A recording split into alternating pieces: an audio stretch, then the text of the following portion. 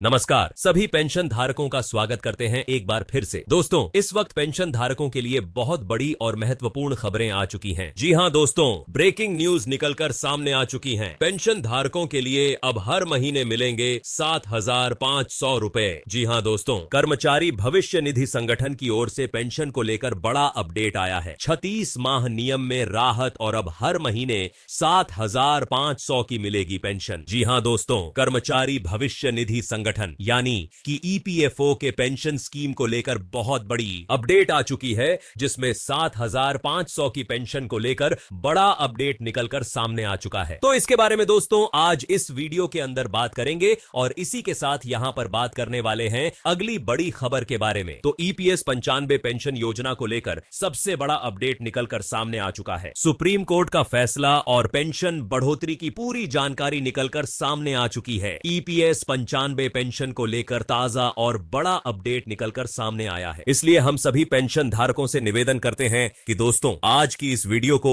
आप शुरुआत से लगाकर अंत तक पूरा जरूर देखिएगा और अगर चैनल पर नए हैं तो बोल्ड मैट्रिक्स चैनल को सब्सक्राइब कर दीजिएगा। बेल आइकन दबाकर ऑल पर सेट कर लीजिएगा ताकि हर नई अपडेट की नोटिफिकेशन आपको सबसे पहले मिले और वीडियो को लाइक जरूर कर दीजिएगा। तो चलिए बिना किसी देरी के सबसे पहले बड़े अपडेट की ओर चलते हैं। जानते हैं कि आखिरकार दोस्तों ईपीएस 95 पेंशन योजना को लेकर कौन सा अपडेट आया है, सुप्रीम कोर्ट का कौन सा फैसला निकल कर आया है और पेंशन बढ़ोतरी की पूरी जानकारी किस तरीके से है। ईपीएस 95 पेंशन को लेकर जो लेटेस्ट अपडेट आया है, इसमें न्यूनतम पेंशन की घोषणा कर दी गई है। लोकसभा के अंदर इसकी मंजूरी भी मिल चुकी है। ईपीएस 95 न्यूनतम पेंशन 7,500 मोदी सरकार का बड़ा तोहफा बताया जा रहा है, जिसमें महंगाई भत्ता प्लस एरियर को लेकर 28 राज्यों में तत्काल प्रभाव से किस तरीके से लागू किया जाएगा और देश के 75 लाख पेंशन भोगियों को यहां पर बड़ा तोहफा किस तरीके से मिला है। चलिए इसके बारे में विस्तार से जानकारी जानते हैं। ईपीएस 95 पेंशन धारकों के लिए एक ऐतिहासिक मोड़ लेकर आई है। लंबे समय से चले आ रहे कानूनी संघर्ष और पेंशन भोगियों की मांगों के बाद सुप्रीम कोर्ट के नवीनतम दिशा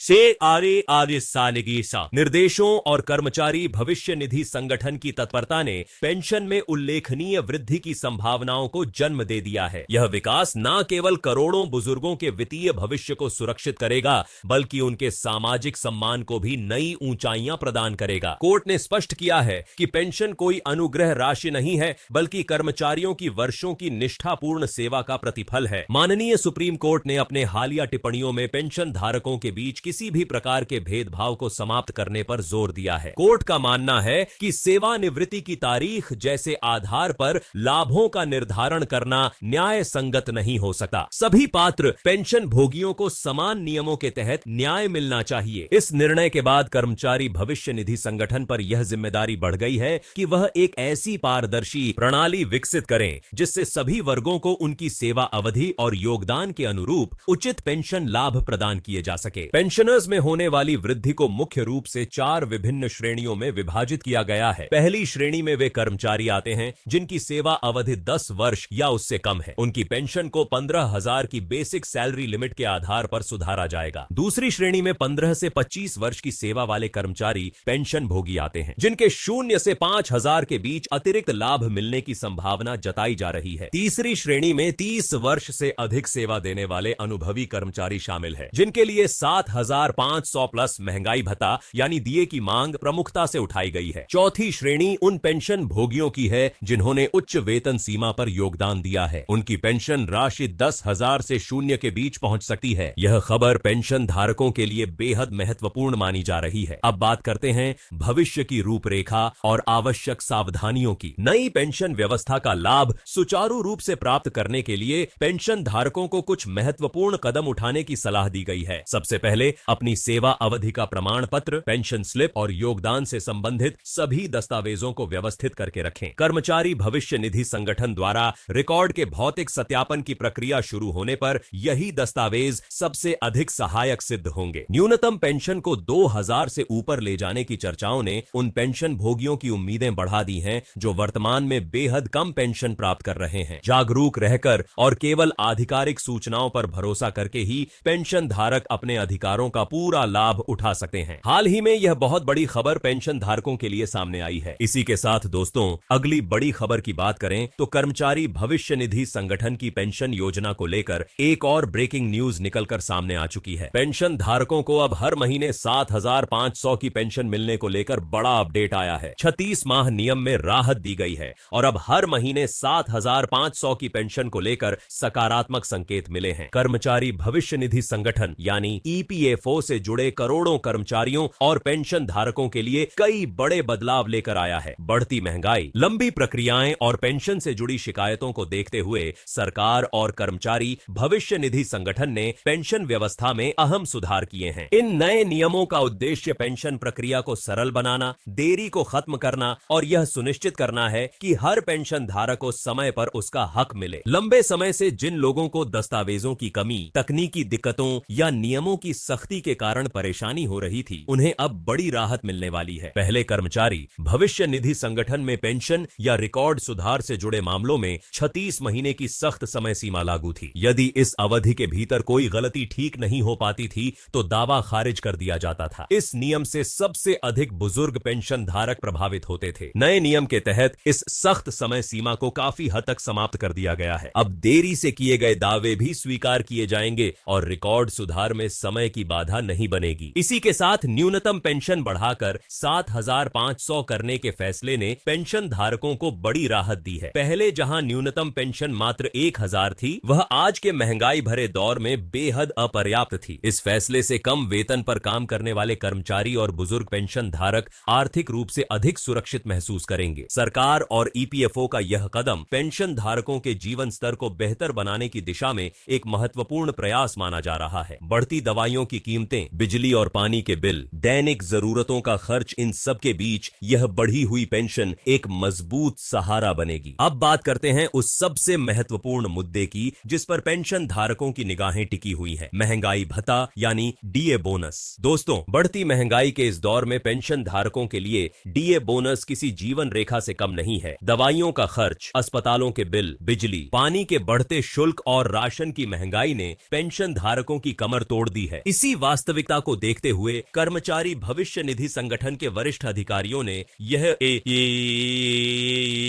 सुझाव दिया है कि पेंशन राशि को सीधे महंगाई दर या उपभोक्ता मूल्य सूचकांक से जोड़ा जाए। इसका सीधा अर्थ यह होगा कि हर 6 महीने में पेंशन धारकों को स्वचालित रूप से बढ़ोतरी मिलती रहेगी, ठीक उसी तरह जैसे सरकारी कर्मचारियों को महंगाई भत्ता मिलता है। कल्पना कीजिए, आपकी पेंशन स्लिप पर डीए बोनस के रूप में 400 की अतिरिक्त राशि जुड़ी हुई दिखाई दे। यह राशि भले ही छोटी लगे, लेकिन किसी बुजुर्ग के लिए यह दवाइयों का खर्च या बिजली के बिल का सहारा बन सकती है। यही वजह है कि यह प्रस्ताव पेंशन धारकों के बीच उम्मीद की एक नई किरण बनकर उभरा है। मीडिया रिपोर्ट्स और सरकारी सूत्रों के अनुसार यह प्रस्ताव अब ईपीएफओ के दफ्तरों से निकलकर सीधे वित्त मंत्रालय की मेज पर पहुंच चुका है। प्रारंभिक जांच में इसे अवधारणात्मक रूप से स्वीकार्य बताया गया है। सरकारी भाषा में यह शब्द बहुत बड़ा संकेत माना जाता है, क्योंकि इसका अर्थ है कि प्रस्ताव को सिरे से खारिज नहीं किया गया है। ईपीएफओ के भीतर इस विषय पर एक विशेष तकनीकी उपसमिति का गठन किया गया है। इस समिति का काम है इस डीए बोनस की वित्तीय प्रभाव, व्यवहारिकता और दीर्घकालिक असर का विस्तृत अध्ययन करना। यदि सभी आंकड़े अनुकूल पाए गए तो सूत्रों के अनुसार इस डीए बोनस प्रणाली को लागू किया जा सकता है। लेकिन दोस्तों, इस उम्मीद के साथ कई गंभीर सवाल भी जुड़े हुए हैं। ईपीएफओ के सामने इस समय लगभग 16,000 करोड़ का फंडिंग गैप मौजूद है। वित्त मंत्रालय के एक विश्वसनीय सूत्र के अनुसार डीए बोनस जैसी व्यवस्था शुरू करने से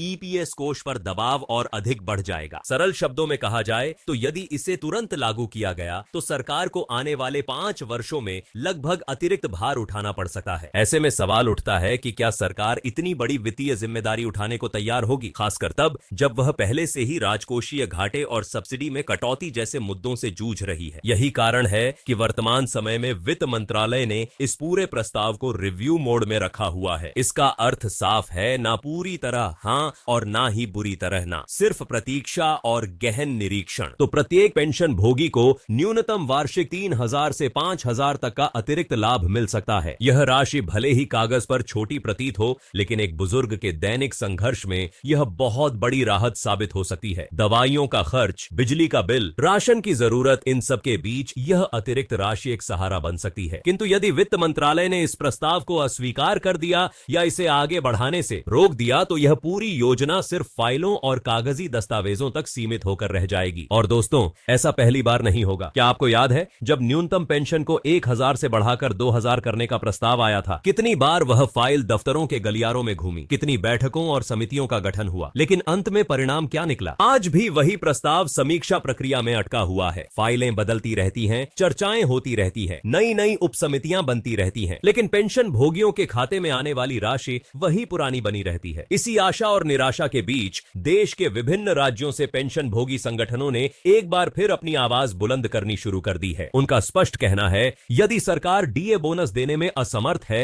तो कम से कम वर्तमान पेंशन राशि में एक मुट्ठी ठोस वृद्धि तो की जाए। लेकिन वित्त मंत्रालय का जवाब अभी भी वही है, पहले यह सिद्ध किया जाए कि ईपीएस कोष दीर्घकालिक रूप से टिकाऊ है, अर्थात जब तक ईपीएफओ यह प्रमाणित नहीं कर देता कि अतिरिक्त लाभ देने के बाद भी पेंशन कोष भविष्य में स्थिर बना रहेगा, तब तक कोई नया लाभ जोड़ना संभव नहीं होगा। अब प्रश्न यह उठता है कि क्या यह डीए बोनस का सपना सिर्फ समाचारों और सुर्खियों तक सीमित रह जाएगा, या फिर यह पेंशन भोगियों के जीवन में वास्तविक परिवर्तन लाएगा? अब उस सच्चाई की ओर आते हैं जिस पर खुलकर बात कम होती है। ईपीएफओ और वित्त मंत्रालय के बीच चल रही यह नीतिगत टकराहट। ईपीएफओ चाहता है कि पेंशन एक जीवंत और गतिशील व्यवस्था बने जो महंगाई के साथ अपने आप समायोजित होती रहे। वहीं वित्त मंत्रालय की प्राथमिकता है वित्तीय अनुशासन और संसाधनों का संतुलित उपयोग। इस टकराव की कीमत कौन चुका रहा है? देश के लाखों पेंशन भोगी जो हर महीने वही 1000 या 10 या 1500 में अपना जीवन चलाने को मजबूर हैं। हर साल वही सवाल, क्या इस बार कुछ बदलेगा? कल्पना कीजिए, जब 68 वर्ष का कोई बुजुर्ग यह कहता है कि उसकी दवाइयों का खर्च भी उसकी पेंशन से पूरा नहीं होता, तो क्या यह किसी भी राष्ट्र के लिए शर्म की बात नहीं है? फिर भी उम्मीद अभी जीवित है, क्योंकि जब तक पेंशन भोगी अपनी आवाज उठाते रहेंगे, जब तक सरकार और ईपीएफओ पर दबाव बना रहेगा, तब तक यह मुद्दा खत्म नहीं होगा। संभव है कि आगामी केंद्रीय प्रबंधन बोर्ड ऑफ ट्रस्टीज की बैठक में या आने वाले बजट सत्र में कोई ठोस निर्णय सामने आए। जब सरकार को यह एहसास होगा कि पेंशन भोगी हर कदम पर नजर रखे हुए हैं,